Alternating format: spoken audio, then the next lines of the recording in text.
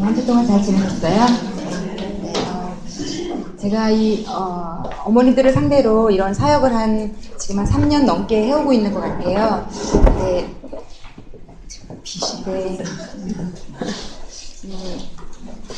그때그때마다 저는 하나님을 믿는 사람이고 기도라는 걸 하다 보면 그때그때 교회 다니시는 분들은 알겠지만 주시는 감동이 좀 있어요. 근데 오늘은 또 하나님께서 저희가 이렇게 다 멀쩡하게 차려입고 이렇게 그냥 나와 있어서 잘 모르겠지만 혹시 이 가운데 되게 마음의 아픔이나 또 슬픔이나 남편과의 관계 가운데 아니면 가정의 일 가운데 내가 스스로는 해결할 수 없는 절망 가운데 있는 분들도 있으실 줄 압니다. 오늘 아마 하나님께서 좀 위로해 주실 것 같아요. 하나님의 위로가 아까 우리 한인경 씨도 얘기했지만 교회를 안 다니시는 분들은 그 하나님으로부터 받는 사랑이라는 게 뭔가 잘 모르실 거라 생각하고 또 교회를 다니셔도 그냥 썬데이 크리스찬으로 교회만 왔다 갔다 하시는 분들도 모르신다 생각해요. 근데 제가 이 일에 사역자로까지 부름받아서 제 인생을 걸고 이걸 할 수 있는 이유는 이게 어떤 신념이나 어떤 가치관 정도를 바꾸는 일이 아니기 때문에 제가 제 인생을 여기다 걸 수 있는 거거든요. 그래서 그 하나님은 지금도 살아계셔서 우리의 삶을 인도하고 계십니다. 그래서 그 위로가 사람이 주는 위로는 잠깐이면 끝납니다. 여러분들 삶에서 어려운 일이 있을 때 사람한테 위로 받아보셨잖아요. 물론 그 당시는 굉장히 위로가 되죠. 그렇지만 사람이 주는 위로는 금방 없어집니다. 그런데 이 하나님이 주시는 위로는 근본적인 내 마음 밑바닥의 것을 좀 만지는 위로가 있어요. 그래서 심지어는 하여튼 어떤 극한 상황을 만나든지 간에 그래서 저는 요즘 저희 성기민들하고도 어제 모여서 저희 기도할 때 세월호 놓고도 기도하면서 이제는 남은 가족들을 위해서 기도했어요. 저희가 너무 이걸 우울해하고 이것을 잘못을 저지른 사람들을 비난하고 비판하는 것을 이제는 좀 넘어서서 이제 산 가족들은 살아야 되잖아요. 제가 많은 분들을 보면 가족 가운데 누가 죽거나 자살을 하거나 그러면 그 가족 중에 누군가도 꼭 죽음의 유혹을 느껴요. 나도 죽어야지 내가 살아서 뭐하나. 한번 이게 상상해보세요. 이게 상상할 수 있는 일이 아니거든요. 내 아이가 어떻게 됐다는 거는 엄마로서는 나도 살 이유가 의미가 없어지는 일이거든요. 근데 이제 산 분들은 잘 살아야 되잖아요. 저는 그분들이 다 개인적으로는 이 일을 통해 오히려 예수님을 만나고 마지막이 좀 바뀌었으면 하는 소원을 가지고 어제 저희가 다 그분들을 위로하는 마음을 가지고 좀 기도했거든요. 그래서 좀 저희들도 마음을 좀 다잡아서 지금 살고 있는 저희들은 또 더 열심히 잘 살아야 되지 않겠습니까? 그래서 좀 그랬으면 어떨까 하는 마음이 들고 오늘 또 특별히 마음이 아프신 분들 하나님께서 좀 위로해 주셨으면 좋겠다. 제가 좀 소원이 듭니다. 네. 오늘은 제가 아이에 대한 것 먼저 나누고요. 그리고 부부에 대한 것 아이한테 잘해주는 것 먼저 하고 남편한테 잘해주는 거 뒤에 해볼게요. 그러니까 성김이 하시는 우리 선물 이거 사서 본인이 막 돌아다니면서 다리품 팔아서 여러분한테 그때그때 필요한 거 막 자기가 기뻐하면서 워낙에 좀 쇼핑 좋아하긴 하지만 예, 우리 유면 전도사님 같은 분한테 하라 그러면 굉장히 힘들어 할 텐데 하여튼 되게 재밌게 행복하게 하기는 해요. 감사하게도. 근데 저 친구가 올해 이제 이 사역을 같이 했는데 딸아이가 엄마가 이걸 하고 바뀌어서 너무너무 좋아한대요. 그래서 좀 그것도 감사한 일인 것 같아요. 딸아이가 이제 7살인데 걔가 어머니 학교를 좋아한다는 게 너무 재밌는데 그래도 엄마가 이걸 해서 좋아지고 아이에게 영향이 간 거라고 생각하니까 제가 마음이 생각할 때마다 좀 흐뭇한 것 같아요. 제가 보시면 아시다시피 제가 진도표를 나눠드렸잖아요. 조금 아마 의아하게 생각하셨을 겁니다. 왜 진도표를 나눠줬는데 1과부터 안 하고 2과 3과부터 하는가. 제가 이유가 있었어요. 왜냐면 이 책이 어찌 되었건 성경적 부모교실이고 이 책은 하나님을 중심으로 해서 가치관이 있는 분이 만든 책입니다. 그래서 이곳에는 예수를 믿지 않는 분들, 교회를 다니시지 않는 분들도 오기 때문에 제가 처음부터 하나님에 대해서 막 이렇게 돌직구로 들어가는 게 아마 지금 이제 여기 교회 안 다니시는 분들 중에 첫날 뭐야 여기 찬양도 안 하고 기도도 안 한다고 그럴 줄 알았더니 너무 부담되시고 이게 다 뭐지? 막 이런 분들 있으셨을 줄 압니다. 그래서 그게 또 얼마나 낯선 정보와 불편한 정보를 이렇게 동시에 들으시는 게 굉장히 혼란스럽기도 하면서까지 이상한 느낌이 드신다는 거 저 이해해요. 왜냐면 제가 저는 제 동생이 제가 딸만 둘이고 제가 첫째예요. 그런데 2살 터울로 이제 딸만 둘인데, 그러니까 저에게는 하여튼 그 동생이 굉장히 의지할 수 있는 좋은 친구예요. 예수도 저보다 먼저 믿었고, 근데 이제 이 친구가 저는 아주 좀 대학교 미국에서 공부를 하다가 예수를 만난 케이스고요. 제 동생은 이따가도 제 동생 얘기를 잠깐 할 일이 있으면 좀 하려고는 적어왔는데, 제 동생은 저랑 2살 차이인데 제가 반포에 자랐고 나름 저희 부모님은 학구열이 되게 불타는 분들인데 제 동생 공부를 정말 못했어요. 걔는 운동, 미술 이런 쪽은 재능이 되게 있어서 초등학교 때도 오죽하면 얼마나 달리기를 빠르게 했으면 그 반포에 있는 잠원 초등학교인가를 다녔는데 교장 선생님이 들어가다 보고 쟤 누구냐고 그래가지고 전화했어요. 저희 어머니한테 쟤 운동시키면 안 되냐고. 근데 저희 어머니는 중고등학교 선생님이셨기 때문에 제가 70년생인데 저희 시대만 해도 학교에서 운동을 하면 공부를 시키지 않았어요. 초등학교 애들부터 공부는 전혀 안 했으니까 정말 깡통이 되는 걸 저희 어머니가 아신 거예요. 중학교, 고등학교 얘네들이 뭐가 될래나 이 운동밖에 못 해가지고. 근데 그렇다고 그 운동을 해서 살아남는 퍼센티지도 되게 적은데 저희 어머니 볼 때는 너무 걱정스러운 애들인 거예요. 운동하는 애들이. 그런데 아니 내 딸을 초등학교부터 운동을 시키라고 이거 절대 안 되는 거죠. 그래서 저희 어머니가 막 한마디로 단칼에 거절했거든요. 근데 걔는 그걸 하면 어울리는 애였는데 저희 어머니가 근데 이제 문제가 언제 터졌냐면 중학교 3학년이 됐는데 고등학교를 못 갈 지경으로 저희 동생이 공부를 못 하는 거예요. 저희 어머니는 일생에 이런 일은 있을 수가 없고 있어서도 안 되는, 여러분들 그러시죠? 있어도 되는 일이겠습니까 이게? 그러니까 저희 어머니는 너무 이게 막 열이 받으니까 저희 아버지하고 어머니가 제 동생을 너무 많이 구박을 했어요. 근데 저희가 어릴 때부터 교회는 다니고 있었거든요. 제가 교회를 다닌다고 여러분 믿음이 있는 게 아니에요. 저 어릴 때부터 교회를 다니고 늘 교회에서 살았는데도 믿음은 없었어요. 하나님이 누군지도 몰랐는데 그냥 교회만 다녔어요. 약간 취미생활하는 것처럼 비슷하게. 이곳에도 혹시 취미생활 비슷하게 교회에 안 가면 찝찝해서 다니는 분들이 있으실 텐데 그거는 믿음이 있는 거는 아닙니다. 그냥 교회를 다니는 거지. 근데 제 동생이 고등학교를 못 가는 상황이 되고, 그리고는 저희 부모님이 막 너무 구박을 하고 얘가 온갖 서름을 다 받았거든요. 그러면서 얘가 예수님이 얘를 찾아오셨어요. 그래서 이 친구가 예수를 만나게 된 거예요. 그러면서 하나님이 자기를 위로하시는 걸 경험한 거죠. 이 세상도, 우리 학교의 선생님들도 나를 이해 못하고, 왜냐면 제가 다닌 중학교가 세화여중, 제 동생과 제가 다닌 중학교가 세화여중 세화여고였는데 그 반포의 세화여중에서 고등학교를 못 가는 애는 없다고 보시면 돼요. 거의 없는 일이거든요, 이거는. 그러니까는, 왜냐면 나름 그때 당시 파락군이라고 해서 그 동네는 정말 부모님들 조사할 때 제일 교육 수준, 부모의 학력이 가장 높은 수준인 동네예요. 그러니까 거의 있을 수 없는 일이죠. 그러니까는 제 동생이 학교를 가도 선생님도 친구들도 시선이 그렇죠. 자기를 낳아준 부모도 자기를 이해 못하죠. 이 친구가 오직 위로를 받는 곳이 한 군데가 하나님이었던 거예요. 하나님이 자기를 만나주시고, 그래도 나는 너가 괜찮다 인정해주시고, 그러니까 이 친구가 중학교 때부터 제가 반포에 아파트하고 저희 학교 가까웠는데 학교를 갔다 오다 보면 교회가 있어요. 그러니까 학교를 갔다 와서 마음 힘들면 교회를 가서 울면서 기도하고. 그러니까 이 친구가 어릴 때부터 완전히 다른 삶을 살았거든요. 그러니까 근데 이제 제 동생이 그래서 저를 위해서 기도를 많이 했어요. 우리 언니, 철없는 우리 언니, 예수도 모르고 저렇게 교회 다니는 언니.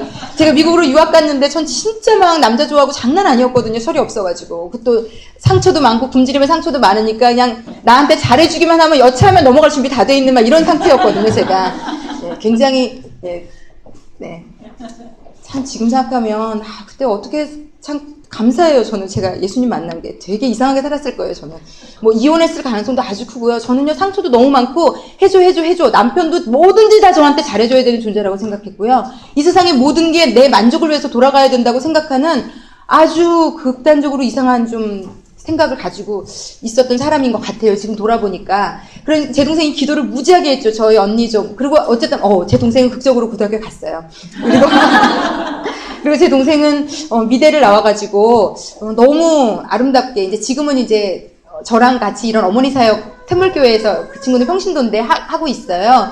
그런데 직장을, 인테리어 회사, 아주 좋은 회사를 잘 다니다가 아이를 둘 낳고는 직장을 그만뒀어요. 아이를 키우는 게 얼마나 중요한 일이라는 걸 또 나름 하나님께 받아서 이제 그러고 있는데, 그 친구가 기도를 많이 하고, 제가 방학 때 미국에서 놀러 오면 어떻게 하면 이 언니를 예수 믿게 할까 고민을 하다가 저를 한 번은 그 서빙고동에 있는 온누리교회 되게 큰 교회라 들어보셨죠?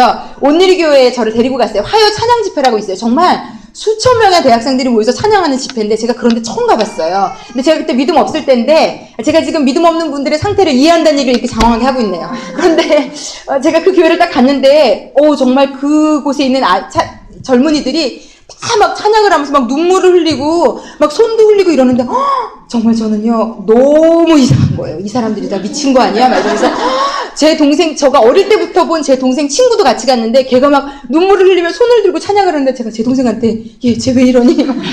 이해가 안 되더라고요. 너무 낯설고 너무 이상하고 너무 이해가 되지 않고 이게 아직 예수님을 영접하거나 만나지 못한 분들, 교회에 나와보지 않은 분들은 굉장히 생소한 일일 겁니다. 그런데 이게 이제 아마 제가 소원하기는 그런데 진짜 그 안에 무언가가 있어요. 그건 제가 확실히 말씀드릴 수 있어요.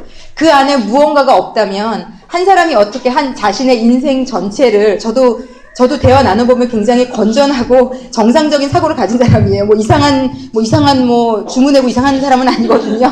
그런데 제가 제 인생을 드릴만 했다면 제가 만난 경험한 무언가가 확실히 있고 지금도 그 경험이 ING형이기 때문에 제가 이럴 수 있는 거라고 일단은 좀 말씀드리고 싶습니다. 그래서 그런 분들을 제가 배려를 하게 되더라고요. 저같이 그때 당시 저를 떠올려 보면 이 모임이 얼마나 그분들에게는 두려움과 혼란과 이상한 마음을 줄 것인가 그래서 조금 배려를 해드려서 제가 3주차에 이걸 넣었는데 지난주에 살짝 갈등했어요. 한 주 더 뒤로 뺄 걸 그랬나? 사실 살짝 갈등했어요. 지금 이제 간신히 마음 진정돼서 그래도 그냥 가볼 만은 한가 봐 이렇게 생각하고 마음 붙이기로 들어간 분들에게 이런 생각이 드실까 봐 제가 사실은 좀 고민을 했는데 그래도 그냥 오셨으니까 여기가 이렇게 이상한 집단 체면 거는 이런 데는 아니라는 거 좀 아셨잖아요. 그러니까 좀 그냥 한번 여러분 이성에 제가 맞아요. 여기 지금 육수희 씨나 예수님 안 믿으셔도 한 2번, 3번 정도 하시는 분 계세요. 이상한 데 아니니까 저분이 여기에서 오시겠죠? 안타까운 건 아직도 교회를 안 다니시는 게 제가 안타깝지만. 근데, 어찌되었건 좀 한번 들어보시면 이게 낯설고 불편한 정보일 수 있지만 제가 볼 때 이게 여러분에게 해를 끼치는 정보는 아니라고 확신합니다. 그래서 좀, 나눠봤으면 좋겠어서 오늘은 좀 제가 이렇게 장황한 설명을 드리고 좀 부담 갖지 않으시라고 시작을 해보겠습니다. 12페이지를 좀, 성경적 부모교실 12쪽을 좀 펴주시겠습니까? 네. 하나님의 눈으로 보기 12쪽에 나와 있습니다. 네, 제가 좀 읽어볼게요. 위에서 제가 그냥 조금 읽어볼게요. 그동안 우리는 여러 가지 기술을 배우고 익혀왔습니다. 요리를 배우기 위해 공부도 하고 운전면허를 취득하기 위해 고된 훈련도 받았습니다. 그런데 막상 부모라는 막중한 사명을 맡았으면서도 부모 역할에 대해서는 공부하지 않은 채 자녀를 키워왔던 것 같습니다. 그래서 나름대로 자녀를 사랑했지만 사랑이라는 이름으로 자녀에게 상처를 주기도 했고 때론 그릇된 열심 때문에 자녀에게 무거운 부담을 주고 혼돈을 겪게 하기도 했습니다. 이게 지금 저희가 다 이것이 진행형일 거예요. 사랑은 하고 있지만 사랑이라는 이름으로 막 소리도 지르고 상처도 주고 윽박도 지르고 또 돌아서면 후회도 되죠. 내가 왜 이렇게까지 소리를 질렀을까? 근데 그릇된 열심, 우리에게 어디서부터 온 건지 모르지만 어떤 열심이 있어요. 그래서 그것 때문에 아이에게 무거운 부담을 주고 혼돈을 겪게 하기도 한다. 제가 예전에 EBS에서 나오는 좋은 자료들 저도 많이 보거든요. 거기서 본 거 중에 기억에 나는 게 초등학교 아이인데 초등학교 아이들 집에 끝나면 막 불이 나게 집에 가지 않아요. 엄마 막 소리 질러서 간식도 얻어먹고 막 엄마 얼굴도 마주치고 그게 아이들에게는 제가 볼 때 낙인 나인데 아이가 운동장에서 애들도 다 집에 갔는데 혼자 그네를 너무 쓸쓸하게 그게 초등학교 눈빛이긴 힘든 눈빛으로 남자아이인데 너무 공허한 눈빛 초점도 없는 눈빛으로 아이가 그네를 타고 있는 거예요. 그냥 보기만 해도 울컥 쟤 왜 저러지? 그 아이가 취재진이 물어봐요. 아이한테 너 왜 집에 안 가니? 그랬더니 집에 가고 싶지 않대요. 왜? 집에만 가면 엄마가 시간별로 공부시키는 것부터 이게 쫙 짜여져 있어가지고 이 아이가 집을 가면 숨 쉴 틈이 없는 거예요. 너무 힘들고 그리고 엄마에게 아무리 얘기해도 엄마가 그거를 봐주지 않으니까 이 아이가 벌써 이 초등학생 저학년 아이가 집에 들어가기 싫어서 엄마가 무서워서 엄마가 싫어서 그걸 배회하고 있더라고요. 제가 볼 때 10중 8구 이 아이는요. 자기의 힘이 생기면 엄마로부터 독립합니다. 바로. 지금은 너무 어리고 힘도 엄마보다 딸리고 자기가 어떻게 할 수 없으니까 그거를 바깥에 배회하는 걸로 그냥 해결하지만 이제 조금만 크면요. 이런 아이들이 집 일찍 나갈 수도 있고요. 무서운 결과를 가져올 수도 있는 것 같아요. 저는 어떤 분이 그렇게 얘기했다고 왜 이렇게 다 나만 바뀌라고 그러냐. 엄마만 바뀌어야 되냐. 너무 힘들다. 그리고 제가 아는 후배 중에서도 저같이 어릴 때 아빠가 막 그 아버지는요. 집에 한번 열이 받으면 이런 집에 책들도 너무 많고 책장도 많은데 그 책장 책을 다 엎고요. 그러니까 한번 열 받으면 온 집안의 살림살이를 다 때려 부시는 아버지 밑에서 그러니까 제가 지금까지 들은 독불장군 형 중에 최고인 아버지 밑에서 자랐어요. 그래서 그리고 엄마는 또 굉장히 공부도 많이 못하셨고 굉장히 아주 약한 그러니까 아이들에게는요. 그런 부모 밑에서 크면 두 가지 심리가 작용돼요. 엄마가 너무 안쓰럽기도 하지만 동시에 너무 엄마를 무시해요. 왜냐면 얼마나 못났으면 저렇게 남편한테 맞고 살까. 이게 그러니까 여러분 아이들이요. 얼마나 복잡한 심리 상태를 갖고 살지 상상도 못할 정도예요. 우리가 하는 하찮은 일 하나가 부부간의 싸움 하나가 어떤 일 하나가 아이에게는 정말 온 세상에 전쟁이 일어난 것 같은 머릿속에 전쟁과 대지진이 일어나는 그런 상황이 돼요. 오죽하면 여러분 너무 웃긴 게 제가 서울대를 아주 정말 수석으로 졸업한 제가 아주 공부 정말 잘하신 교수님을 한 분 아는데 그 교수님이 그러더라고요. 아주 어릴 때 자기 친척이 왔다가 너 수박 씹어먹었어 놀리느라고 너 수박 씹어먹었어 너 이제 큰일 났다 이제 네 뱃속에서 수박 자란다 이제 그래가지고 며칠 동안 잠을 못 자고 내 뱃속에서 수박 자라나 해가지고 여러분 애들은요 진짜요 정말 무심코 던진 뭐가 맞아 죽는다고 정말 이 아이들의 그 순수함이랄까 깨끗함이랄까 여기 책에도 애들은 백지 상태라고 얘기하잖아요. 우리가 얘기해준 대로 심어준 대로 아이들은 생각해요. 사고해요. 글로 끌어가요. 그래서 정말 이런 교육이 필요한 것은요. 어머니 한 분이 얼마나 놀라운 역할을 할 수 있는지가 사실은 우리가 그런 존재라는 것을 인정은 하셔야 돼요. 내 말 하나, 내 행동 하나, 내 태도가 내가 조금 내 상처를 극복하고 내 태도가 요만큼 바뀌는 것이 내 아이에게 어마어마한 영향력이 있다는 것을 좀 아시고 인정하시고 좀 나를 돌아보시고 이러는 것들은 필요합니다. 그래서 이 책에 우리 그 부부학교 책에 나오잖아요. 제가 이따가도 다룰 텐데 X 플러스 Y가 G라고 하면 X가 남편이고 Y가 나라고 하고 그게 합이 G면 나는 X를 바꿀 수 없으면 합은 정해져 있고 나도 계속 똑같이 남편하고 나가면 그 합은 똑같아요. 예를 들어서 3이면 그 3을 벗어날 길은 없어요. 그런데 우리 남편이 그 자리에 1로 있으면 만약에 내 숫자를 4로 올려보고 5로 올려보면 적어도 썸은 바뀌거든요. 합은 바뀌거든요. 그러니까 오히려 물어보는 거죠. 그래 그렇게 네가 엄마인데 너는 하기 지겨우니까 그럼 너가 가만히 있으면 문제는 합도 변하지 않는다는 거. 내 애도 내 남편도 나도 가만히 있으면 그 집은 절대로 변할 수 없다는 거. 그래서 그 친구는 그런 아버지를 보고 자랐기 때문에 남자에 대한 적개심, 그 친구 내면은요 말할 수 없이 복잡한 것들이 있어요. 정말 이루 말할 수 없을 만큼 복잡할 정도로 누군가가 해석할 수 없을 정도로 복잡해요. 그 내면은. 그러니까 괜히 남자를 보면 적개심도 잃었다가 경쟁심도 잃었다가 그러니까 아이러니한 거죠. 그런데 그 남자가 또 좋기도 했다가 이게 되게 복잡한 거예요. 내가 싫어해야 되는 존재고 경쟁 상대인데 또 이성으로는 끌리고 굉장히 혼란스럽거든요. 그거 자체도요. 그랬는데 어쨌든 근데 너무 재밌는 것은 이 친구도 완전 파쇼한 그런 남자를 또 만났어요. 경상도 완전히 막 무뚝뚝하고 반말 찍찍해가면서 안 해 막 이런 남편을 만났는데 그래서 고생하다가 어떻게 이제 저희가 마더와이즈 할 때 마더와이즈로 왔는데 저희 할 때 그 친구도 그러더라고요.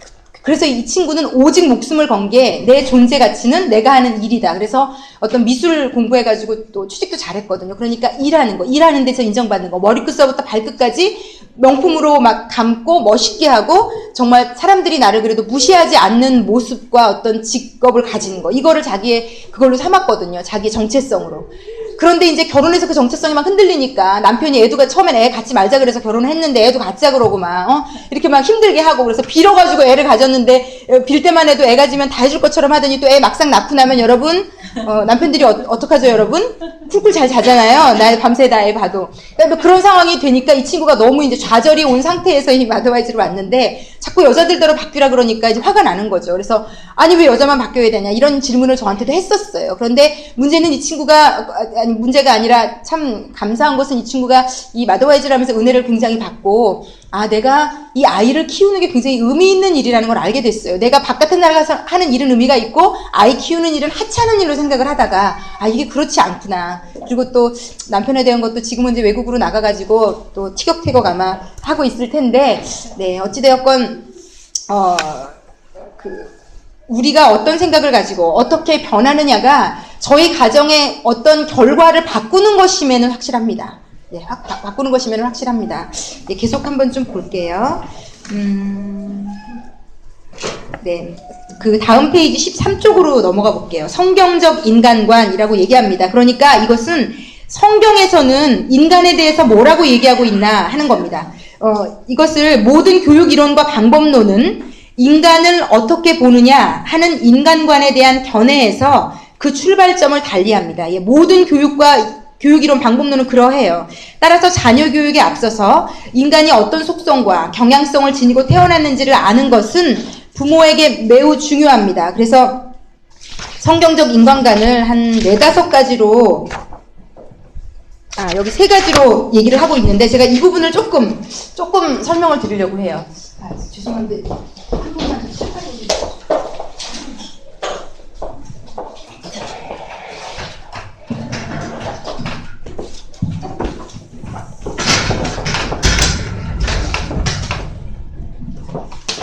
죄송해요. PPT를 꺼내야 돼요.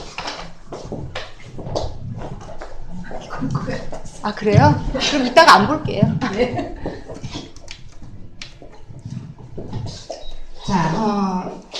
자, 저는,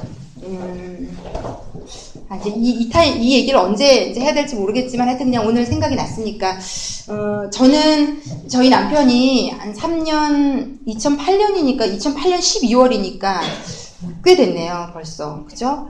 그때 저희 남편이 이제, 뇌졸중으로 쓰러졌어요. 제가 12월 8일날 쓰러졌는데, 날짜를 기억하는 것은, 제가 12월 7일이 제 생일인데, 그 다음날 저랑 아이랑 같이 나가서 식사 잘하고, 들어와서 잤는데, 그 다음날 이제 저는 그때 신학교에 근무할 당시예요. 그래서 아직도 기억이 생생해요. 왜냐면 제가 이 교회 건물이 이렇게 지어지기 전에 여기를 다 뜯고, 새로 공사하고 있는 완전히 그 바닥, 시멘트 막 다 있는 상태의 이 교회 담임 목사님하고 또 어떤 저희 교육 파트 집사님하고 구경하러 여기가 다 교회 학교 애들이 어린애들이 있을 장소라는 얘기를 듣고 구경하러 왔는데 담임 목사님하고 전화가 왔어요. 그래서 딱 받았더니 저희 시어머니인데 저희 남편이 구급차에 실려서 병원을 가고 있으니 빨리 오라고. 근데 그때부터 이제 막 손이 떨리고 막 이거 어떻게 해야 될지 모르겠더라고요. 그래서 가는 내내 막 처음에는 눈물도 안 나더라고요. 쓰러져서 간다는데 심각하다고 그러니까 가는데 막 눈물도 나고 막 제가 그때 했던 일은 이제 제가 아는 분들에게 전화 걸어가지고 기도해달라고 저는 이제 하나님이 살아계신 분이고 그분이 역사하실 수 있는 걸 믿으니까 이제 기도해달라고 막 했는데 뇌가 혈관이 거의 다 막혀가지고 병원에서요 뭐라고 얘기할 수가 없다. 대소변 다 받아냈거든요. 완전히 거의 사람이 키가 저희 남편이 180이 넘는데 완전히 널브러져가지고 거의 눈동자도 거의 초점이 없고 거의 째째팔이 맞은 사람처럼 잠만 자고 막 병원에서도 뇌졸중은 특별히 수술을 해야 되고 이런 상황이 아니잖아요. 째고 뜯고 수술을 하면 차라리 결과만 기다리면 되는데 이 혈관이 막혀서 이 지금 마비가 약간 온 것이 언제 어떻게 될지 모르는 의사도 계속 저한테 얘기하기를 굉장히 상태가 안 좋다라고만 얘기를 하더라고요. 그래서 저희 그때 이제 저희 원자력병원 원장님이 저희 교회를 다니셨는데 너무 저랑 가까웠고 제가 걱정이 되니까 달려오셔가지고 이제 병원 측에다가 자기 소개를 한 다음에 뇌 CT 찍은 것을 좀 보게 해달라. 내가 좀 보고 싶다. 그러니까 또 의사끼리 이제 그런 게 있으니까 양해를 구해서 보셨더라고요. 근데 나중에 얘기하시기를 제 얼굴을 못 보겠더래요. 왜냐면 그 뇌 혈관 막힌 상태를 딱 보니까 평생 불구로 살거나 죽을 가능성도 있겠다는 생각이 드는데 더 걱정은 평생 불구로 살아서 대소변도 다 받아내면 제가 걱정이 된 거죠. 이제 저랑 가까우시니까 이제 약간 친정아버지 같은 마음이 드셨던 것 같아요. 그래서 너무 저를 이제 걱정을 하셨는데 놀라운 것은 어쨌든 저희 교회 분들이 그때 정말 막 새벽기도 나오셔서도 그렇고 정말 많이 기도해 주셨어요. 그래서 정말 제가 인생의 가장 절박하고 절실하고 아무것도 보이지 않는 혼란스러운 시간에 하나님이 저를 좀 도와주셔서 근데 지금도 저희 남편이 아직 왼쪽 손이 자유롭지는 않아요. 근데 제가 예전에도 말씀드렸죠. 저는 너무 외관이 중요하고 제가 저를 좀 좋아하는 사람들이 있었는데 제가 가장 제일 먼저 봤던 게 외모고 근데 여러분, 그런 것들은요, 외모나 어떤 물질이나 명예나 이런 것들은 어떤 상황을 맞이하면 없어질 수 있는 것들이더라고요. 사실 마음이 아프지만 세월호 사건만 해도 마찬가지죠. 우리가 내 아이의 당장 내일을 보장할 수 없고, 오늘 멀쩡하다고 내일을 보장할 수 없어요. 그러니까 이게 겸손해지는 건 거죠. 세상을 살면 사람들이요, 다 내 지금처럼 살 수 있을 거라 생각해요. 내 남편도 그대일 거라 생각하니까 보이는 것이 불평불만이 돼서 막 짜증을 내고 싸우게 되는 거고, 내 아이도 지금보다 더 나을 수 있다고 생각하니까, 제가 말씀드렸지만 저희 청년부의 어떤 친구가 이 자폐나 이런 지적 장애 아이들만 있는 대학교, 그러니까 말이 대학교죠. 왜냐면 그 나이가 됐는데 지적장애 아이들이니까 대학교로 그냥 분류를 해서 나름대로 운영을 하는 학교의 선생님인데, 얼마나 많은 아이들이 여러분 20살, 25이 됐는데 정말 어버버버 하면서 자기 앞가림 하나 못하고, 남자아이들이 그렇게 크니까 성욕은 일어나는데 지적인 능력은 애니까 주체를 못하는 거죠. 막 여자만 보면 막 어쩔 줄을 모르기도 하고, 이게 진짜요, 정말 이루 말할 수 없는 일평생의 어떤 그게 될 수 있어요. 그런데 여러분, 이제 제가 임신한 친구도 여기 왔지만, 임신을 해서 아이를 낳을 때만 되면 손가락 발가락 다 있고 건강만 했으면 좋겠다 라고 생각했던 저희의 마음이, 아이가 나면 좀 더 일찍 걸었으면 좋겠고, 말도 좀 빨리 했으면 좋겠고, 이 아이가 자라갈수록 부모에게 느는 거라고는 욕심밖에 없는 것 같아요. 왜 내 아이는 네, 하여튼 근데 그래서 좀 인생 앞에, 삶 앞에 조금은 겸손할 필요가 있어요. 저희가 지금 내가 누리는 것이 너무 당연하고, 어떤 교수님이, 카이스트의 배상민 교수님이라고 요즘 핫하게 뜨는 교수님이 있어요. 디자인 학부에. 근데 그 교수님이 세상을 바꾸는 15분에도 강의도 하셨는데 굉장히 좋아요. 한번 들어보세요. 근데 그 분 강의 중에 제가 되게 인상에 남았던 게, 왜 여러분 모습, 사지육신 멀쩡하고 대한민국 땅에서 이렇게, 왜냐면 그분은 또 아프리카 구조 이런 쪽에 막 해서, 이분이 발명한 모든 것들을 가지고 아프리카 아이들을 돕는데 또 물질을 쓰세요. 그 발명품도 쓰시고. 그러니까 이분이 물어보더라고요. 지금 아프리카 땅에서 고통하고 고생하는 한 사람과 지금 여러분과 무슨 차이가 있냐. 여러분이 대한민국 땅에 태어났다는 거, 그 사람은 아프리카 땅에 태어났다는 것밖에 차이가 없는데, 그렇게 물어보더라고요. 그럼 여러분은 대한민국 땅에 이렇게 멀쩡한 사지육신을 가지고 부모 밑에서 태어나기 위해서 무엇을 하셨냐고. 여러분은 뭘 했냐고. 무슨 노력을 하셨냐고. 대한민국 땅에 태어나기 위해. 여러분, 지금 이 사지육신 손가락, 저희 남편을 보니까 왼손을 못 움직인다는 게 얼마나 큰 불편인지를 제가 가끔 울컥할 때가 있어요. 저희 남편 때. 왜냐면 너무 잘생기고 멋있던 사람인데, 그게 망가지는 거를 또 부인으로 보는 게 되게 아픔이 있어요. 그리고 되게 안쓰러움이 있어요. 저희 남편이 이렇게 샴푸 뚜껑 하나 이런 거 하나 제가 배려를 제가 잘 못해줘요. 왜냐면 저는 양손을 다 쓰니까, 양손을 다 쓰는 사람은 한 손을 못 쓰는 사람이 얼마나 불편할 건지 몰라요. 그런데 제가 하나님이 알게 하셨는지 왼손을 하루 한 번 비웠는데, 그 모든 걸 따는 것부터 그러니까 너무 힘들어서 제가 그날 샤워하다 울컥했어요. 굉장히. 이렇게 일거수일투족이 불편한 사람을 내가 몰랐구나. 근데 여러분의 육신의 모든 것이 기관과 신경과 세포가 멀쩡하게 돌아가기까지 뭘 하셨습니까? 우리가 사실, 그러면서 그분이 하는 얘기가, 우리 가운데 주어진 대부분 우리가 이렇게 사는 모든 것들은 다 그냥 주어진 것들이라는 거예요. 그냥. 내가 노력한 거 없이 그냥 주어진 것들이라는 거죠. 그런데 거기에 대한 감사가 우리에게는 절대로 없다는 거죠. 그래서 아이에게도 그 기준치가 계속 높아져 가는 거죠. 남편에게도 다른 남편과 쉽게 금방 비교하고, 하여튼 여러 가지 생각들을 하게 돼요. 그래서 저는 제 예수 믿는 인생에서, 제 삶에서 저희 남편 사건은 저의 인생에서 저를 굉장히 겸손하게 만드는, 굉장히 좀 사람다워지게 만드는, 인간다워지게 만드는 일에 아주 크게 일조한, 저에게 있어서는 좀 감사할 사건입니다. 그리고 저희 남편하고 저하고 예전에는 굉장히 평행선을 좀 걸었는데, 이제 사이가 좀 안 좋아졌었거든요. 그런데 이렇게 오히려 사고를 만나고, 저희 남편도 그렇게 느낀 것 같아요. 막상 이런 사고를 만나니까, 제가 병원에 한 5, 6개월 있었는데, 처음 한 달 동안 대소변 다 받아주고, 그러면서 제가 손목도 좀 많이 상했어요. 제가 좀 그때 살이 너무 많이 빠져가지고요. 근데 등치가 있는 사람은 이 대소변을 받아준다는 게 쉬운 일이 아닌데, 그래도 저희 남편도 고마웠던 것 같아요. 그래도 이렇게 내가 이렇게 힘들어지고 나니까 친구들도 다 떠나더라고요. 이게 물질도 잃고 건강도 잃고 이러니까 정말 남는 거라고는 가족밖에 없더라고요. 부인밖에 없는 것 같아요. 그래서 고마워하고, 또 또 예수님을, 저희 남편은 그 쓰러지는 계기를 통해서 또 예수님을 만났어요. 그래서 신앙생활을 저랑 같이 하다 보니까 이제는 서로 대화도 하고 얘기도 하고 이야기도 하고 외형은 좀 망가져 보이지만 내면이 서로 통하고 만나니까 너무 좋은 부부가 됐어요. 좋은 부부가 됐어요. 그래서 참 저한테는 하나님께 감사한 일입니다. 그런데 제가 이제 이 얘기를 한 이유는 여러분 삶을 살아가다 보면은요, 내 정신력으로 버티는 것에 한계가 있는 상황들이 있어요. 그거로만 해결될 수 있는 일들이 내 주변에 내 평생 일어나는 일이 전부 다라면 그건 감사한 일이죠. 감사한 일이죠. 그렇지만 내 아이에 대한 일이나 이런 극단적인 예를 들어서 죄송하지만 그런 일이 있습니다. 저도 상상하지 못한 일이에요. 제 남편이 뇌졸중, 30대의 나이에 뇌졸중으로 쓰러진다는 거는 상상할 수 있는 일이 아니고 흔한 일도 아니에요. 그런데 제가 여기 경부고속도로 오다 보면 보바스 병원이라고, 거기가 이런 뇌졸중이나 이런 데 전문 병원인데 거기 입원해서 있다 보니까 정말 너무 많은 사람들이 그 병을 앓고 있고요. 저희 남편 옆에 있던 분은 LG의 굉장히 높은 직급의 어떤 그런, 그냥 이렇게 일반 의사가 아니고 굉장히 높은 어떤 그런 의사 분이시더라고요. 뭐 해외 주로 다니시면서 아주 정말 영향력이 있고 공부도 많이 하셨고 굉장히 부유하고 이런 분인데, 부부가 남편이 이 스트로크를 맞아서 이 뇌졸중이 걸려서 쓰러진 거예요. 근데 그때가 2년째인데 남편이 밥을 못 씹어 먹은 상태였으니까요. 그러니까 거의 가망이 이제는 없어진, 그러니까 아마 일평생 그렇게 계셔야 될지. 근데 제가 그분들을 보는데 막 너무 울컥울컥. 근데 어머니 아버지가 그 문병을 놨더라고요. 그 딸에게, 친정 어머니 아버지가.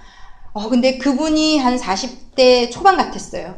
그러니까 어머니 아버지 굉장히 막내딸이라 하더라고요. 그러니까 어머니 아버지 연세가 호호백발 할아버지 할머니예요. 근데 그 할아버지 할머니가 앉아서 병실에서 자기 딸을 바라보는 그 눈빛이 얼마나 슬프던지. 그렇잖아요. 당신들은 이제 다 살았는데 막내딸이 평생 병원에 갇혀서, 그때가 또 너무 햇살 좋은 막 4월, 5월 그랬어요. 그 햇살이 좋은데 밖에는 딸은 병실 문 밖을 못 나가고, 왜냐면 한순간도 떠날 수 없어요. 그분은. 왜냐면 물 먹는 것까지 와이프가 다 챙겨야 되고, 일으켜 세우는 거, 화장실 가는 거, 모든 것이 와이프가 휠체어를 태우지 않으면 아무것도 못하는 분이에요. 그러니까 1분 1초가 와이프가 없으면 큰일 나는 분. 제가 병원에서 많은 걸 배웠어요. 여러분, 우리 주위에요, 그런 분들이 많이 있어요. 네. 내가 너무 멀쩡해서 멀쩡한 누군가의 잘 나가는 애만 막 호를 받고 내 애를 비교하지만, 여러분 지금 우리에게는요, 내 아이가 건강하다면 그것만으로 감사할 제목인 사람들이 수도 없이 이 세상에는 깔려 있어요. 왜? 그런데 왜 우리는 무엇 때문에, 어떤 것이, 우리는 왜 우리보다 나은 것이 당연하게 있어야 되는 것처럼 생각하고, 왜 그걸 부러워하고, 그게 당연히 내게 아니면, 그게 왜 당연히 내게 아닌 걸 억울해하고 내 아이를 닥달하고. 여러분, 만약에 우리들의 아이는 그냥 평범하게 그렇게 살면 큰일 나는 걸까요, 여러분? 정말 이거는 근본적인 질문이에요. 제가 여러분에게 드리는. 내 아이는 조금 못한 직장에 변변치 못하게 좀 그냥 전세를 살며 그냥 그렇게 살면 내 아이는 큰일 나는 걸까요? 저는요, 제가 예수님을 만나고요, 그런 생각들을 다 버렸어요. 저는 정말 그러고 싶어요. 제 아이에게 돈을 남겨주는 엄마가 되고 싶지 않아요. 지금 뭐 있지도 않지만, 네. 아이가, 저는요, 많은 사람에게 유익을 끼치는 아이로 살았으면 좋겠어요. 정말 진심 제 소원이에요. 이 아이가 좀, 저는요, 부족하고 모자라게 살아도 될 것 같아요.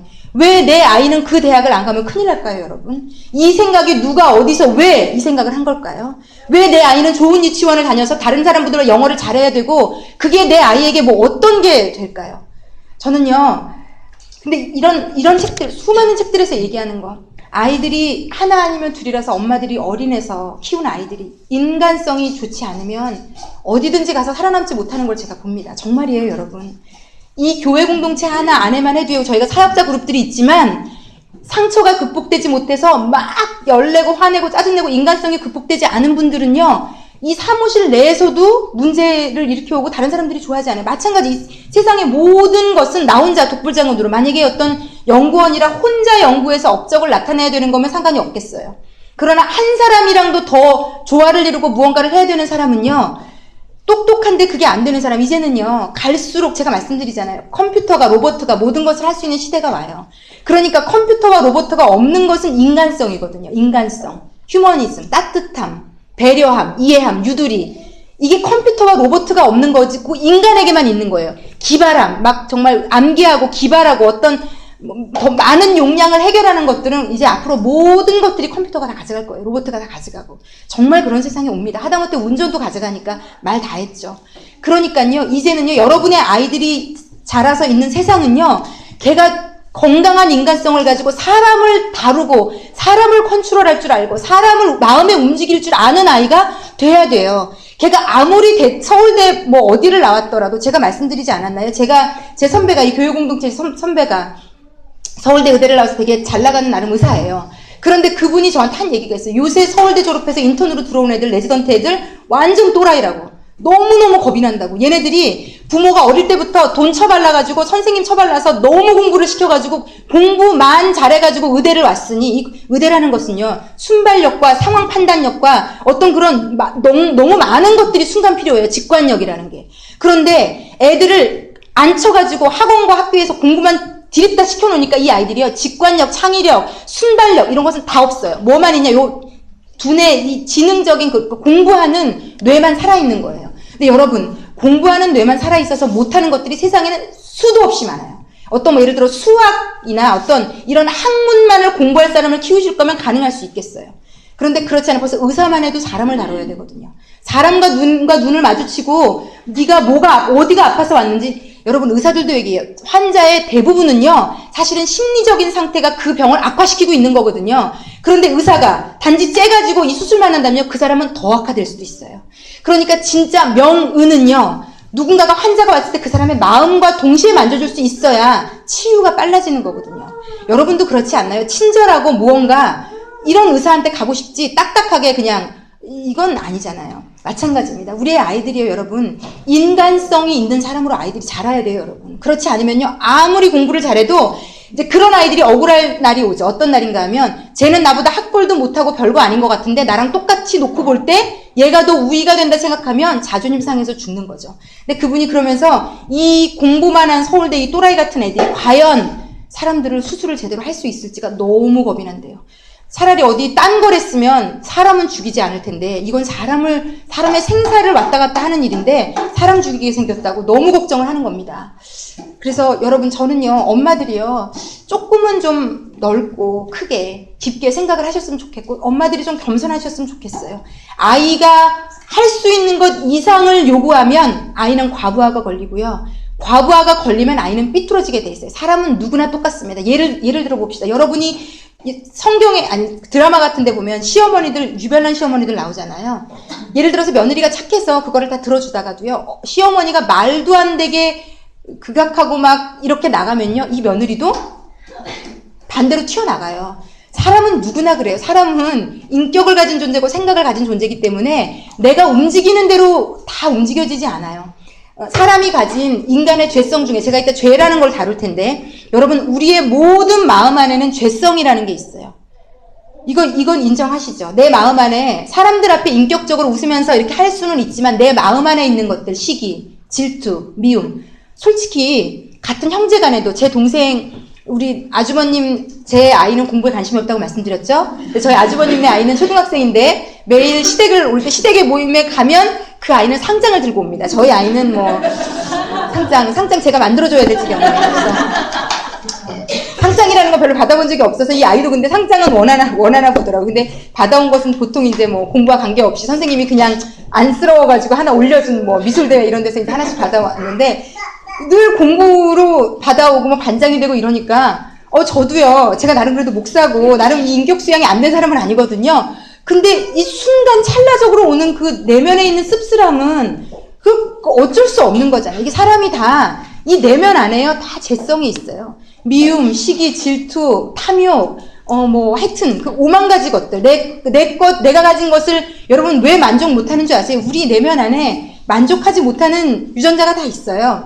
제가 이것을 좀 설명을 해드릴게요. 여러분 이것은요 세상의 학문으로 설명할 수 없는 것들이에요. 내 안에 있는 것들. 사랑 이걸 뭘로 정의하겠어요? 학문은 정의할 수 없는 카테고리예요. 여러분 사랑, 모성애 이걸 어떻게 설명하겠어요? 누가 줬는지. 그런데 저는 예수 믿고 제가 하나님을 믿으면서 제가 확신할 수 있는 것은요 이 우리가 가지고 있는 모든 상태에 있는 주인이 있어요. 이걸 준 분이 모성애라는 것, 사랑이라는 것. 정말 엄마들이 그 모성애라는 것 제가 책에 보니까 엄마가 아이가 뭐 차도 들었대잖아요. 엄마가 차에 막 어떻게 뭐 깔리는 것 같으니까. 이게 이 모성애라는 거, 그 놀라운 파워, 그 힘, 이게 여러분 그냥 어떻게 저절로 생겨났겠어요? 우리 안에 있는 내면의 어떤 복잡한 생각이나 이런 것들도 마찬가지입니다. 그래서 이런 것들은 다 근원이 있는 거거든요. 근원이. 그래서 제가 세상 학문으로 얘기할 수 없는 것들을 오늘 몇 가지 얘기하려고 합니다. 지금 이 책이 얘기하고 있는 게 그렇고, 세상 학문이 우리 아이들과 저희를 인간을 다룰 때 다루는 범위가 있는데 어디와 어디를 다루냐면, 자, 우리 지금 겉으로 우리 보기에 뭐 꼬집으면 아프고 찔리면은 막 울고 이런 느끼는 이 우리가 겉으로 된 것을 육이라고 볼 수 있을 것 같아요. 육체. 이거는 뭐 세상이 너무 잘 알고 다루는 바예요. 그래서 요즘은 여러분 알고 계셨어요? 1980년대인가부터요. 의사들의 80% 이상이 성형외과 의사래요. 성형외과 쪽. 그러니까 이렇게 얘기하더라고요. 그 배상민 교수 그분 제가 강의를 듣고 알고 막 기함을 했는데, 그러니까 이 세상은 모두요 다 세상이 어떻게 돌아가냐면 겉을 꾸미고 예쁘게 하는데 모든 에너지를 다 쏟고 있어요. 그러니까 여러분 세월호를 가지고 저희가 그 선장을 막 매도하죠. 사실 그 할아버지 선장님이 잘하시진 않았어요. 그렇지만 우리의 삶을 보면요, 우리의 삶에 주어진 건강과 시간과 물질을 과연 그렇게 한 사람을 매도할 만큼 나는 건강하게 쓰고 있는가? 우리가 더 건강하게 쓰면 누군가를 살릴 수도 있거든요. 정말 우리가 뭐 부담이 돼서 뭐 진짜 우리가 어디다 돈을 주면 아프리카로 갈까? 뭐 이런 뭐 의도 때문에 만약에 뭐 이런 물질을 그렇게 실어 나르는 일을 못 하시고 계신 분들도 있겠지만, 사실 우리가 쓰는 것들을 조금 주시면 한 사람이 살 수도 있고요. 제가 이제 제 동생은 아프리카 이런 것도 결연을 맺어서 하고, 또 고아원 그 아이를 한 명을 그냥 어느 정도 클 때까지는 후원해 주는 걸로 해서 물질도 주고 집에도 데려와서 재우고, 그래서 엄마라고 걔가 이제 부르기도 하고 그러더라고요. 그러니까 내가 하나, 또 제가 아는 어떤 분은 입양을 2번째 아이인가를 결심을 하시면서 자기 아이들을 불러다 놓고 앉혀서 우리가 조금만 더 덜 입고 먹고 쓰면 누구 한 명의 사람을 살릴 수 있다. 가정이라는 데서 그러니까 그분은 그렇게 생각하더라고요. 모든 인간은 가정에서 이렇게 대접받으면서 이렇게 살 권리가 있는 거 아니냐. 그걸 제공해줘야 되는 거 아니냐. 우리가 멀쩡하게 살고 있는 사람들이. 그러니까 전 사역자인데도 사실 그 생각이 저는 실천하기까지 너무 부담이 돼요. 그건 정말 아무나 실천할 수 없는 대단한 생각이신데, 그러니까 여러분 이 세상이 그렇게 돌아가요. 다 육체를 꾸미고 아름답게 하는 곳에 이 돌아보면요, 모든 간판들도 보면 다, 그리고 그런 걸 해야 성공해요. 특히 속설이 있죠. 여자들과 아이들에 관계된 거를 하나 터뜨리면 이거 정말 대박 난다. 돈방석 위에 앉는다. 그게 뭐겠어요? 다 겉으로 여자들이 이 책 없으면 내 아이 안 된다 그러면 다 그 책, 그 학원, 그게 다 사실 뭐 그런 거죠. 그래서 뭐 거의 육체를 많이 우리가 알고 있고 다루고 있고, 그리고 학문이 더 깊까지 다루는 게 정신입니다. 정신. 이것을 저희는 혼이라고도 얘기하고요. 혼은 세 부분으로 이렇게 나눠요. 이것은 이제 심리학에서도, 세상 학문에서도 이렇게 나눠요. 지, 정, 의로 나눕니다. 그러니까 지식이 들어가야 되는 거고. 그래서 우리가 공부하는 거예요, 여러분. 하루 종일 놀면요, 매일매일 놀면, 저희가 매일매일 놀지 않아서 그렇지, 매일매일 놀고 아침에 일어나서 미드만 보고 애 가고 낮잠 자고 놀고 뭐 아무것도 할 일이 없으면요, 불안해지기 시작해요. 내가 계속 이렇게 해도 되나? 그러실 거예요.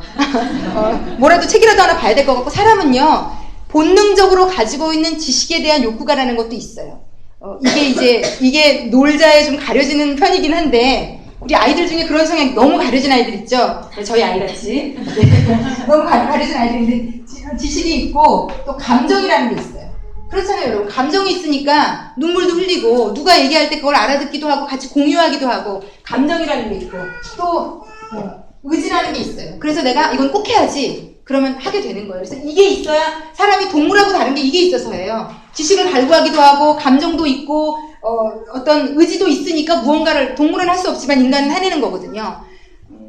그래서 이제 이 부분을 어떻게 하면 잘 키울까. 그래서 뭐 여러분, 뭐 EQ, 뭐 이런 게 다 이런 것들을 발달시키는 겁니다. 더 감정이 더 건강한 아이로, 뭐 지식이 더 괜찮은 것들로, 의지력이 더 강한 아이로, 그래서 뭔가를 할 수 있게끔. 그래서 세상은 여기까지만 딱 다뤄요, 여러분. 이건 너무 많이 배우시고 들어보셨을 거예요. 그런데 이 세상 학문이 다루지 않은 딱 한 가지가 있어요. 그게 성경에서만 나오는 얘기인데, 모든 인간은 영이라는 게 있다. 이게 하나님이 말씀하세요. 그런데 하나님이 이걸 얘기하시는 이유가 있어요. 하나님이 당당하게 성경에 뭐라고 얘기하시냐면 너희들은 모르겠지만 인간의 최초라는 게 있다. 그렇지 않겠어요? 인간의 최초가 있지 않겠어요? 이제 그거를 인간의 최초라는 걸 얘기를 해야만 하기 때문에 학문은 진화론을 채택하는 겁니다. 제가 지난주에 설명드린 것처럼. 그래서 학문은 진화론을 가지고 붙들고 끝까지 지금 그걸 가고 어떻게든지 그 중간에 지금 이어지지 않는 다리를 이으려고 아직도 진화론 쪽 학자들은 길을 쓰고 그걸 찾고 연구하고 개발하고 있어요. 그런데 이제 아쉬운 것은 아직 그것이 완성되지 않은 게 하나 아쉬움이지만 어쨌든 근데 성경은 결론을 내려놓고 얘기해요. 뭐라고 얘기합니다. 인간은 첫 번째 인간이 있다는 거예요. 하나님이 만든. 그래서 이제 그것을 성경을 읽다 보면 여러분이 어디서 들으셨는지는 모르겠지만 하나님이 만드신 첫 사람의 이름은 아담이고 첫 여자의 이름은 하와다. 그래서 이 두 사람이 부부가 되어서 자손을 낳고 나와서 지금 수천 년이 흘러서 지금 이제 이렇게 온 인류가 된 그 인류의 첫 시작과 그 진행되는 과정들이 성경에는 나와 있습니다. 그런데 하나님이 한 가지 말씀하시는 게 인간에게 혼도 주었고 육체도 주었는데 동물에게는 없는 것을 하나님과 교제할 수 있는 하나님 닮은 그러니까 이런 거예요. 하나님이 인간을 만들 때 너무 인간하고 하나님하고는 차이가 나니까 무언가 나와 인간이 소통할 수 있는 한 기능을 넣어주고 싶었던 거죠. 인간에게. 그래서 영이라는 하나님과 같이 할 수 있는 그래서 여러분 예수를 믿는 사람은 뭐가 다른 건가 하면요. 이 영이 깨어나서 하나님과 소통할 수 있는 능력이 생긴 겁니다. 그래서 이거는요. 예수 믿지 않는 사람들이 보기에는 너무나도 혼란스러운 영역이고 이해할 수 없는 영역이에요. 이거는 경험해본 사람만이 알 수 있는 영역입니다. 제가 얼마 전에 이제 어떤 간증을 하나 들었는데 그 조정민이라는 목사님인데 이분이 MBC에 오랫동안 아나운서와 그 기자를 하셨던 분이더라고요. 그래서 제가 어떤 분이 이분에 대한 간증을 하길래 제가 인터넷에 조정민 쳐봤더니 이분 사진하고 프로필이 뜨더라고요. 그래서 서울대인가 연대 법대인가 어디를 나오시고 석사까지 하시고 MBC로 들어가서 MBC 마지막에는 사장까지 하시고 이제 그만두신 분이시더라고요. 그래서 제가 TV에서도 본 인상이 낯이 익은 분이더라고요. 그런데 이제 이분이 목사가 되셨어요. 그래서 이제 이분이 어디서 한 이분이 책을 내셨대요. 그래서 어떤 분이 이분 책을 읽고 이분 간증을 얘기하는 걸 제가 들은 건데, 이제 이분이 불교 집안에서 자라서 이분은 제일 자기가 결혼하면 안 되는 1순위가 교회 다니는 여자. 왜냐면 집안 자체가 어머니도 반대를 하니까. 그래서 상상도 못하고 자란 분이에요. 그런데 여러분, 사람이 좋아진다는 게 뭐 로미오와 줄리엣도 마찬가지지만 이게 뭐 내가 이거는 안 돼라고 하필이면 동성동본 안 되는데 사랑하는 사람들이 나오는 것처럼 안 된다고 해서 정말 안 됩니까? 사람이라는 건 그렇지 않거든요. 그래서 여러분, 안 돼라는 말을 많이 하면 아이들은 해보고 싶어요, 여러분. 사람 심리가 그래요. 너무 재미있어요. 저희도 그렇지 않아요? 아이들이 그래요. 얘네들이요, 중고등학생들이 요즘 밤새고 인터넷 하잖아요. 엄마가 이제 참고 막 참아가지고 문을 벌컥 열고 컴퓨터 안 꺼 소리 지르면 아이들이 꼭 하는 말이 있어요. 그 아이들이 저한테 들려준 말이에요. 아이들이 뭐라고 얘기하냐면, 엄마, 내가 지금 막 끄려고 했는데 엄마가 끄라고 해서 끄기 싫어. 더 할 거야. 이렇게. 사람이라는 게, 그러니까 여러분, 이 죄성이라는 게 이게 어디서 왔겠어요? 이게 온 근원이 있어요, 여러분. 우리 애들이 왜 말을 그렇게 안 듣냐면 걔네들도 죄인이기 때문이에요. 그런데 이분이 제 간증이 너무 인상이 깊었는데 그 간증에 어떤 내용이 있는가 하면 그랬는데 이제 하필이면 교회 다니는 여자가 좋아진 거예요. 그런데 이제 이 여자가 당연히 조건을 걸었겠죠. 결혼 조건으로 너도 교회 다녀야 된다, 이분에게. 그러니까 이분이 그러겠다. 그러니까 이분도 정말 남자분들이 그렇더라고요. 일단 결혼이나 하고 보자. 이제 이런 거죠, 남자들은. 에라 모르겠다. 뭐는 못 해주랴. 그리고 일단 하겠다. 근데 남자들이 보면 대부분요. 나중에 결혼하면 요건 다시 이렇게 바꿔야지 하는 계산을 하고 잘 들어주는 분들이 있더라고요. 저희가 몰랐죠, 그걸. 근데 그랬는데 이제 이 부인은 결혼한 지 되게 순한 분인 것 같아요. 그래서 절대 남편더러 나오자 그랬더니 나만 안 가는 게 아니라 너도 가지 마, 이렇게 된 거죠. 그래서 이제 이분이 너무 놀랐나 본데 하여튼 어쨌든 뭐 남편이 그래서 할 수 없이 교회를 못 가셨나 봐요, 이 부인은. 이제 그러고 이제 한국에서 남편은 그때 기자였고 그렇게 살았대요. 그랬는데 미국으로 이제 특파원으로 파견이 돼가지고 미국으로 이제 갔는데 미국에 가서 특파원 하다 보니까 거기는 되게 시간이 많이 남더래요. 근데 미국은 또 골프가 굉장히 하기 용이한 나라예요. 아주 편안하게. 우리나라보다는 굉장히 서민운동이라고 할 수 있거든요. 뭐 하여튼 지금 고급 운동이지만 우리나라에는 그래도 미국은 그렇지 않아요. 굉장히 일반화가 되어 있어요.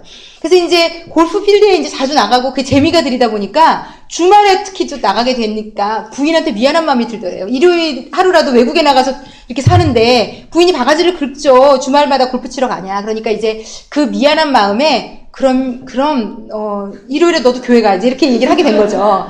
그래서 이제 정말 저는요 이 모든 것이 하나님의 섭리라고 생각해요. 저는요 하나님이라는 분이 있다는 걸 알기 때문에요. 저는 이 분의 결혼 시점부터 그 전부터 하나님이 다 이분은 목사 되기로 예정된 분이었을 거라 생각하고 되게 재밌더라고요. 그래서 근데 이제 부인이 교회를 다니면서 막 더 이제 믿음도 더 생기고 막 은혜도 더 받고 막 이렇게 된 거죠. 그래서 한국으로 이제 특파원 생활이 다 끝나고 돌아왔는데 문제는 거기서부터 시작된 거예요. 한국에 돌아오니까 뭐 골프 치러 다니기도 그렇고 바쁘니까 일요일 집에서 쉬고 싶고 아내랑 이제 요리도 한번 해달라고 그러고 싶고 이런데 아내가 교회를 가는 거예요. 그래서 이제 아내한테 가지마 얘기했더니 이분 표현으로는 그래요. 여자들도 나이가 들면 세진다. 뭐, 처음 결혼했을 때나 뭐 하지마 했을 때 막 울면서 안 하지. 이제 뭐 결혼하고 뭐 애도 낳고 뭐 십몇 년 지났는데 무서울 게 뭐가 있어요. 너만 뭐, 그거 승질이냐 나도 있다. 뭐 이렇게 나온다 이거죠. 그래서 부인이 말을 듣지 않더라는 거죠. 그래서 그냥 할 수 없이 참았다는 거예요. 일요일 날 교회 가는 거를. 근데 이제 문제가 발생하기 시작한 게 일요일만 가면 되는데 이 여자가 새벽에 일어나서 교회를 가더라는 거죠. 매일매일. 너무 마음에 안 좋더래요. 그리고 남자들이라는 것은 또 자기가 모르는 영역이니까 이상한 생각도 할 수 있잖아요. 얘가 혹시 누구랑 눈이 맞았나? 왜 이렇게 새벽마다 이 시간에 이렇게 일어나는 게 쉽지 않을 텐데. 그래서 이제 이 분이요. 너무 재밌죠. 그래도 저 같으면 그렇게 못했을 것 같은데 부인의 뒤를 밟기 시작한 거예요. 와, 정말 그 새벽에 일어나서 몰래 부인들은 정말 진짜 전 대단한 분이라고 생각해요. 근데 그 교회가 정말 다행이었던 것은요, 그 교회가 큰 교회였더라고요. 왜냐면 1, 2층이 있어서, 작은 교회는 숨을 수도 없거든요. 어디서 숨겠어요? 딱 들어오면 사람들이 다 아는데. 근데 1, 2층이 있는 교회였는데, 부인 이제 1층에 이제 새벽에 기도하고, 본인은 2층에 숨어가지고 이제 몰래 그 생눈 뜨고 그거를, 부인 그거 정말 보통 고문 아니거든요. 근데 이분이 놀란 거예요, 완전히. 그런 모습을 처음 본 거죠. 이거 미친 사람들의 집단이다. 아침에 이 새벽에 여기 모여가지고 뭐라고 앞에 나와서 목사가인지 뭔지 얘기를 하더니 그다음부터 막 불도 끄고 다들 뭐라고 중얼중얼 막 기도하지 울지 또 하여튼 뭐 아시는 분은 알겠지만 또 이게 영적으로 또 방언이라는 게 있어요. 또 알아듣지 못할 말로 기도하는. 정말 이분이 쇼크를 받은 거야. 이런 미친 집단에 우리 와이프가 빠졌구나. 근데 이분은 기자니까 기자 정신이 발동이 되더라고요. 내가 이거 한 번 와서 결정할 일은 아니고 다음 주에 내일 또 와가지고 또 와야겠다. 그래서 이분이 매일 쫓아다닌 거야, 매일. 그러면서 이분이 결심을 했대요. 이걸로 내가, 기사를 하나 쓸 수 있겠구나. 조사를 해서, 내가 이상한 이 집단, 이 단체를 문을 닫게 해야 되겠구나. 그래서 꼼꼼히 조사해야겠다. 그래가지고, 매일매일 왔는데, 어떤 일이 발생을 했는가 하면, 이분이, 그때 어떤 분도 그렇게 얘기했던 것 같아요. 이 어머니 학교 처음 와서 찬양을 듣는데, 자기도 모르는 찬양이고, 처음 들어보는 건데, 눈물이 너무 났다고. 너무 신기하고 놀라운 일이 발생을 한 게 오늘도 저 미친 사람들 뭐 하는 거야? 이러고 보고 있는데 막 찬양이 막 나오고 있는데 자기 눈에서 갑자기 눈물이 막 나오더라는 거라서 미쳤어 내가 지금 왜 이런 거야? 자기도 자기를 이해하지 못한 여러분 이게요 이런 게 어떻게 일어날 수 있다고 생각하세요? 이건요 누군가가 있다는 얘기거든요. 뭔가가 있다는 얘기거든요. 그리고 그걸 움직이는 우리가 이해할 수 없는 세상이 있고 그런 존재가 있다는 얘기거든요, 여러분. 정말, 하여튼. 그래서 이분이요, 안 되겠다는 생각이 드는 거죠. 왜 내가 울컥거리고, 왜 내가 눈물이 나고, 왜 내가 이 감정이 뭘까를 세상에 태어나서 처음으로 자기가 컨트롤하지 못하는 감정 상태를 경험하고 나니까, 이런 법대 나오고 이런 똑똑한 남자분들은요, 지정의를 퍼펙트하게 컨트롤할 수 있거든요. 그래서 죽도록 공부도 했던 거고, 그래서 이성적이라서 막 사람들이 와서 기자할 때 감정이 휘둘리면 안 되잖아요. 누가 막 눈물로 호소해도 꼬치꼬치 따져보는 거거든요. 육하 원칙에 따져서. 진짜 이 사람이 왜 그런 걸까 해서 이분은 막 너무 아들이 뭐 이렇게 돼서 그런데 이분은 막 따져가지고 그걸 냉정하게 바꾸잖아요. 그런 일을 하는 분들은 지정의가 정말 컨트롤이 자기 나름대로 혼을 굉장히 잘 부여잡고 있는 분들이거든요. 그런데 평생을 그래서 성공했고 승승장구했고 뭐 MBC에서 잘 나가는 기자요 아나운서요 이제 사장까지 내다보는 분인데 사장인데 이 분이 자기가 이해하지 못할 감정 상태에 돌입한 것이 너무너무 이분은 이걸 뭐라 그럴까요? 견딜 수가 없는 거죠. 인정할 수도 없고 견딜 수도 없는 거죠. 그래서 이분이 그때부터 한 게 뭔가 하면 이분은 그래도 똑똑한 분이니까 접근을 다르게 하더라고요. 자, 그럼 내가 성경을 한번 읽어봐야 되겠다. 왜냐면 이 기독교를 믿는 사람들이 경전이라고 이 나름 여기는 게 이게 성경인데 여기에 도대체 뭐가 있길래 이게 이런 짧은 찬양 하나가 내 마음을 흔들어 놨을까? 그래서 이분이 너무 아이러니하게도 재미있게도 이 성경을 읽다가 예수를 만났어요. 하나님을 만났어요.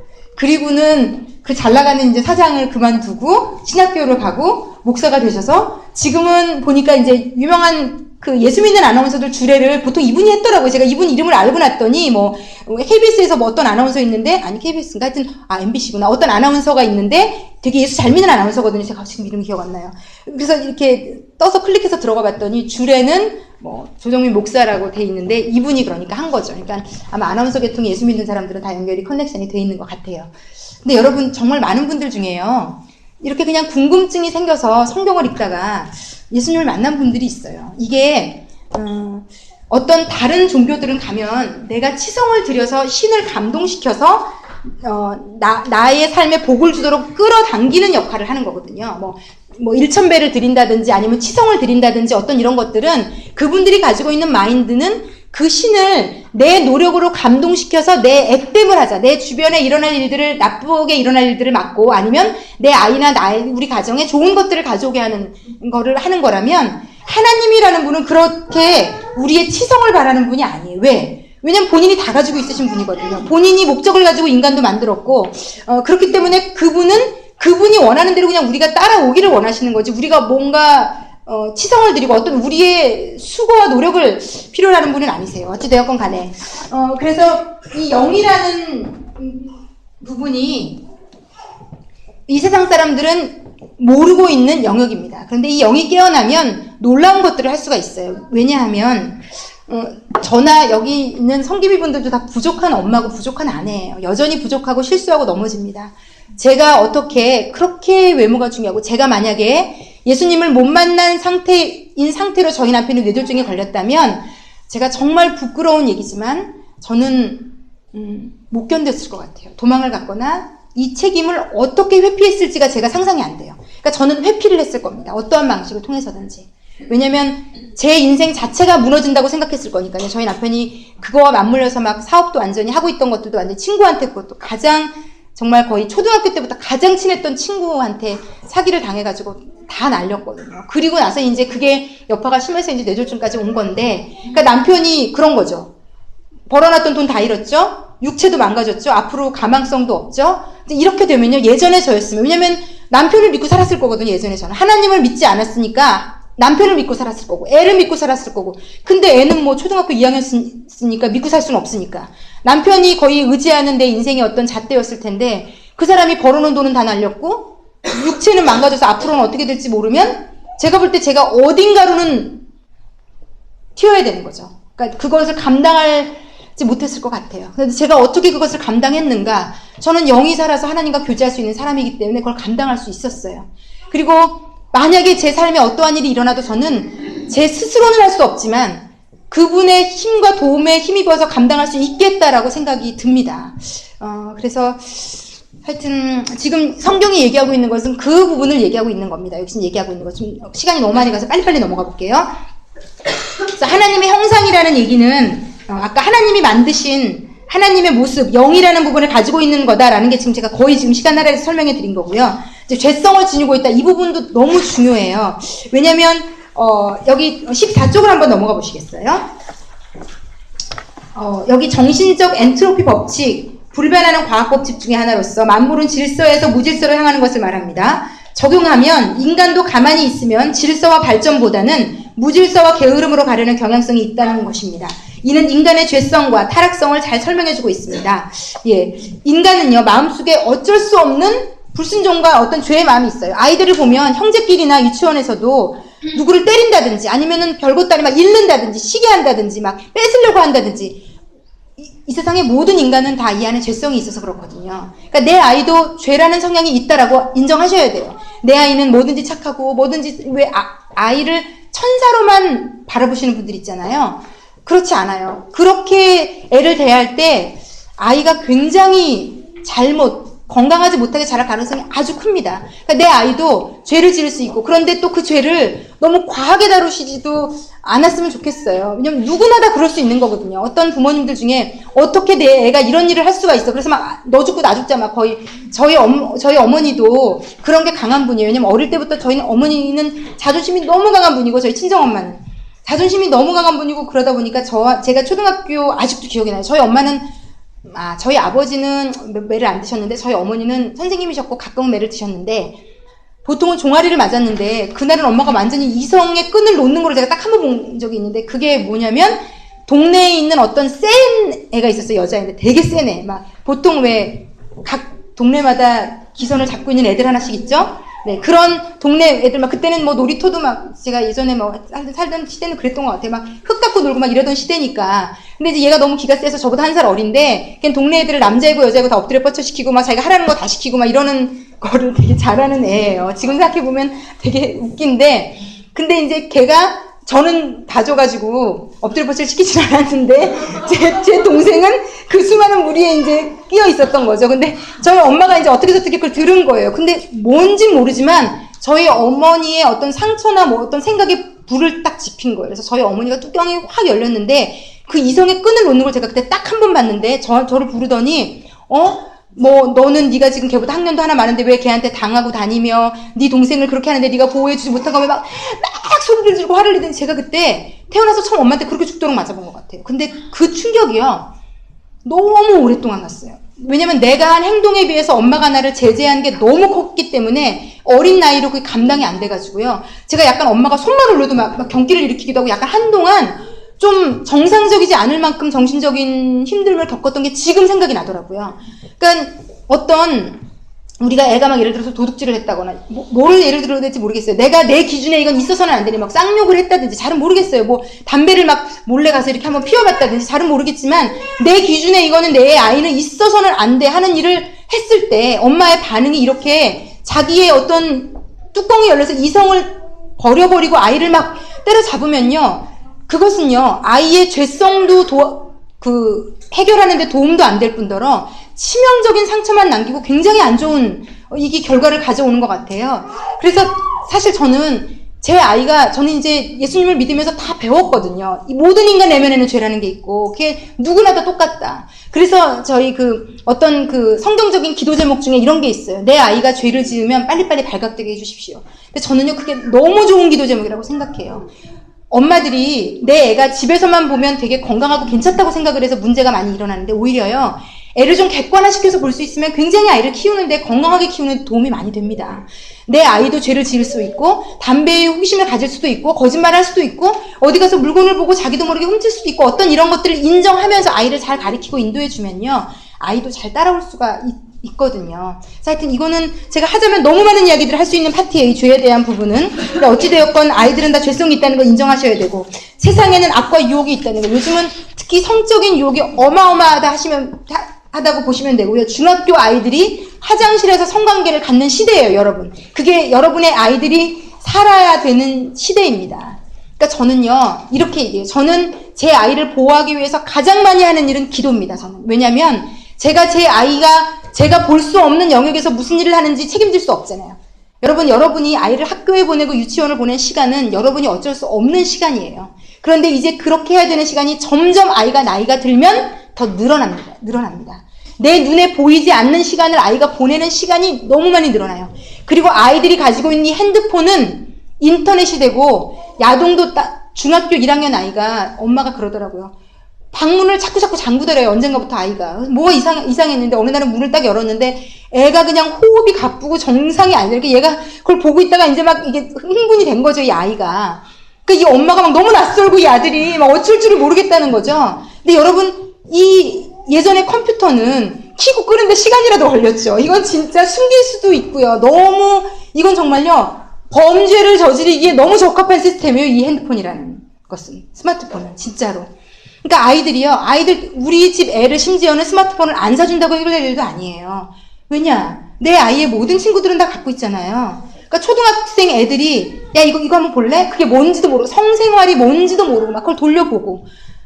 그리고는 막 그걸 보면서 따라해보고 싶고, 지나가는 여자애한테 몹쓸 짓을 하고, 이게 우리가 살고 있는 시대예요, 여러분. 근데 그 시대에 내 아이를 어떻게 보호하시겠습니까? 저는 오히려 역으로 묻고 싶어요. 저는 정말 매일 새벽마다 눈물로 기도해요. 내 아이를 위해서. 그리고 내가 갈 수 없고 미칠 수 없는 영역에 하나님이 도와주십시오라고 기도하고 그런 것들을 많이 경험하며 살아요. 순간순간. 그래서 저는 이 기독교는 저는 종교 그 이상이라고 생각해요. 내 실제 인생에 있어서 내 삶을 바꿔줄 수 있는 어떤 뭐 주문도 아니고 어떤 신념도 아니고 뭐 이상한 짓을 하는 것도 아니고 예, 하여튼 좀 그러한 것이라고 좀 감히 좀 말씀드릴 수 있겠어요. 네, 그래서 부모가 명심해야 될 것들 뒤에 나오는데 이건 읽어보세요. 여러분 책을 좀 꼭 읽어보십시오. 제가 이 책을 전체를 다 커버를 지금 못 해드리는 상황이라서 여러분들이 진도가 많지 않거든요. 꼭 책을 좀 읽어주시기를 부탁을 드립니다. 나머지 부분도 꼭 읽어주시고 다음 주신도 꼭 읽어주시고요. 부부관계는 아까 그냥 제가 말씀드린 그 X 플러스 Y든지 오늘은 요것만 좀 하나 받아가지시고 오늘은 좀 마치도록 하겠습니다. 시간이 너무 많이 가서 오늘 여기까지 하고 마치고요. 제가 기도하고 오늘 마치도록 하겠습니다. 제가 기도하겠습니다. 사랑하는 하나님 아버지 감사합니다. 하나님이 목적과 뜻을 가지고 이곳에 있는 모든 어머니들을 이곳으로 부르신 줄 믿고 감사합니다. 하나님 저희가 공부하지도 않았는데 엄마가 되었고 아내가 되어서 혼란스럽고 나 자신도 내가 어떻게 하지 못하는데 아이도 챙겨야 되고 남편도 챙겨야 되고 뭘 어떻게 하는 게 잘하는 건지도 모르겠고 내 아이의 지금 이 행동이 내가 어떻게 하면 이 아이를 바꿀 수 있는지 잘 모르겠습니다. 하나님 아버지 이 어머니들의 마음을 좀 만져주시고 당신을 좀 알게 하시고 그리고 당신이 주시는 선한 방법을 실천할 수 있는 능력까지 부여해 주셔서 엄마가 변하고 아내가 변함으로 그 가정의 합이 변화되는 놀라운 역사가 이 가정에 있을 수 있도록 나는 안 돼, 우리 가정은 안 돼, 우리 남편은 안 돼, 내 애는 안 돼 라는 생각들이 바뀔 수 있는 놀라운 변화들이 이 가정들마다 일어날 수 있도록 하나님 아버지 인도해 주시고 도와주십시오. 감사합니다. 감사를 드리며 예수님의 이름으로 기도했습니다.